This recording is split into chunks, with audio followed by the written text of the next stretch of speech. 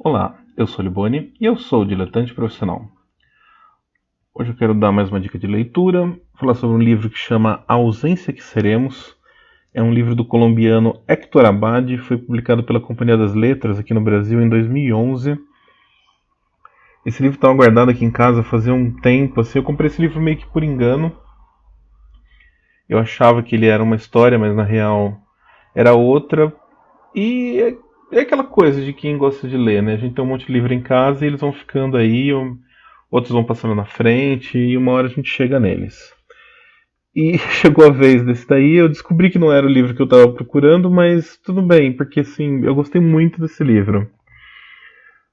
O livro ele é autobiográfico, né? Escrito pelo Héctor Abad, conta a vida do Héctor Abad.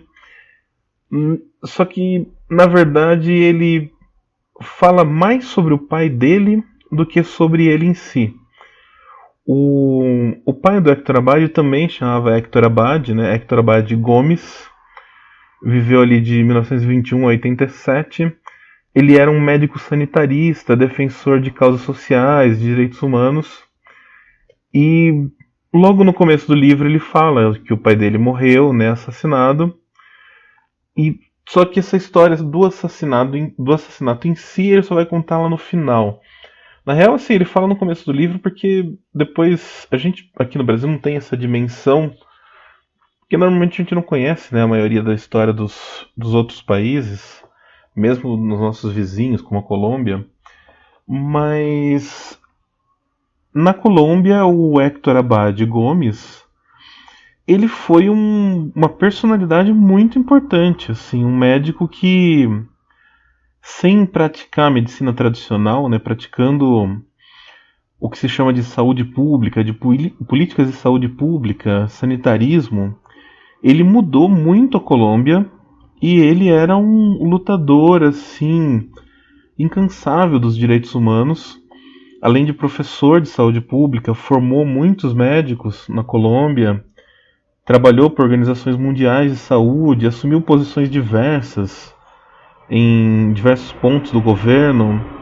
Então, ele foi um cara muito importante para a Colômbia e, ao mesmo tempo que ele foi assim um grande pai para o autor. O autor ele é o único filho homem da família, que tinha mais. Eu não lembro agora se são mais três ou mais quatro filhas mulheres. E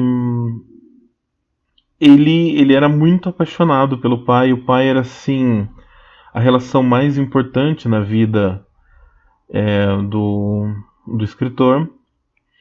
E ele fala em algum momento que ele demorou muito para escrever esse livro, porque era uma história que ele sentia que tinha que contar, mas era muito difícil para ele retornar para essa história. Não por falar da vida dele, mas por falar do pai dele, de quanto foi terrível os acontecimentos que levaram à morte do pai. E assim, o livro ele é muito bem escrito, ele é muito dinâmico, ele tem uma construção bem interessante. Ele vai e volta em alguns pontos, mas ele forma uma cadência. Ele é um livro de quem sabe contar uma boa história. Ele é um livro de quem sabe construir uma boa história. E a própria história é a história que, sei lá, né, que a gente melhor conhece. Então, é o melhor ponto para você, já que tem o domínio dos fatos, aplicar as técnicas narrativas que você tem. E uma das coisas que mais me encantou nesse livro, uma das coisas que mais me deixou assim perplexo lendo o livro, me instigando assim, é o fato de, apesar dele falar de uma ditadura colombiana lá dos anos 60, 70 até os anos 80, esse livro ele é muito atual pra gente no Brasil hoje. Cada uma dessas ditaduras latino-americanas, elas tiveram suas peculiaridades e a gente vai descobrindo elas aos poucos, conforme a gente vai conhecendo a cultura desses países. É interessante como toda a América Latina tem essa cultura de textos sobre a ditadura e como muitos dos nossos escritores que viraram editores, donos de editora, têm essa formação, têm essa ligação com ditaduras, Boa parte da nossa ligação com ditaduras, eu digo não como membros, mas como opositores da ditadura. Tem um nicho, né, uma fartura de livros sobre esses períodos. Então as pessoas volta e meia trazem não só sobre ficção ou realidade sobre esse período no Brasil, mas sobre o que aconteceu nos outros países. Eu já li vários livros que tratam da ditadura argentina, alguma coisa sobre a Uruguaia, mas eu nunca tinha lido nada sobre a Colômbia. A Colômbia a gente tem muito essa fixação no narcotráfico. A história mais recente da Colômbia ela se impõe em interesse, né? O Pablo Escobar, a figura dele, o tráfico que seguiu depois dele, o narcoterrorismo que se chama, ganhou uma aura e uma importância que meio que a gente, quando se fala de Colômbia, a gente só pensa nisso. Mas se você pegar essa história do Héctor Abad, ela se passa toda antes do narcoterrorismo.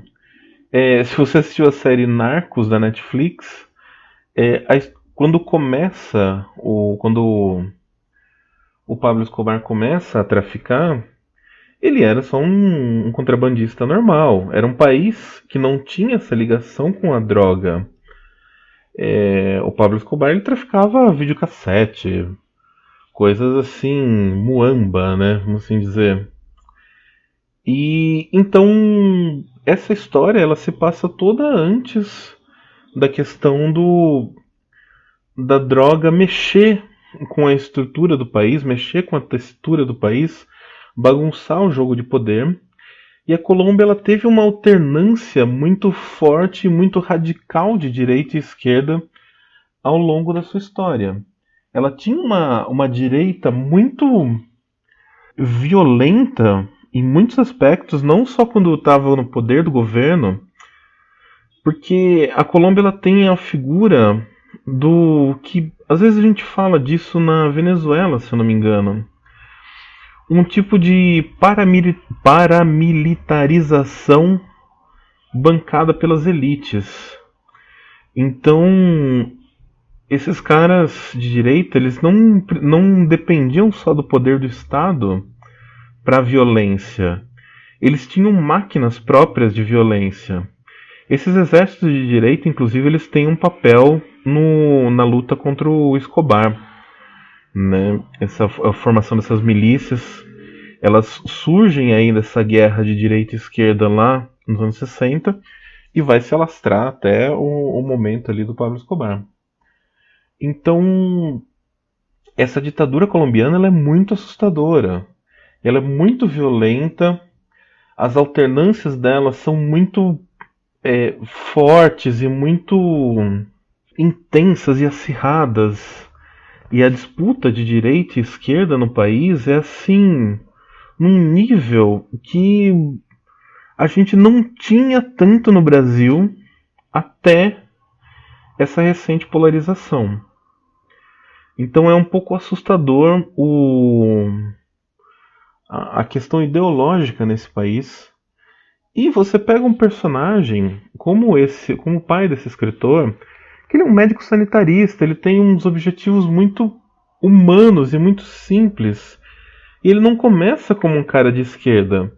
Ele começa com um cara que só quer resolver umas obviedades, que assim, as pessoas precisam de água tratada, as pessoas precisam de um leite não contaminado. Você tem esgoto, você tem água, você tem alimentação razoável, você salva metade do país que está morrendo aos horrores.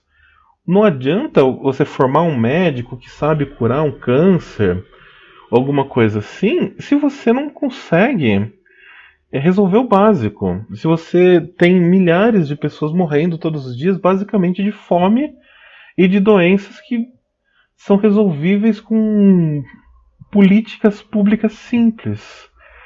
E essa busca dele por humanizar essas regiões mais pobres, por ajudar essas pessoas, por dar um mínimo de dignidade e chance de sobrevivência para essas pessoas, joga ele na visão da dos dominantes, das elites da direita, joga ele num espectro de um radical de esquerda perigoso.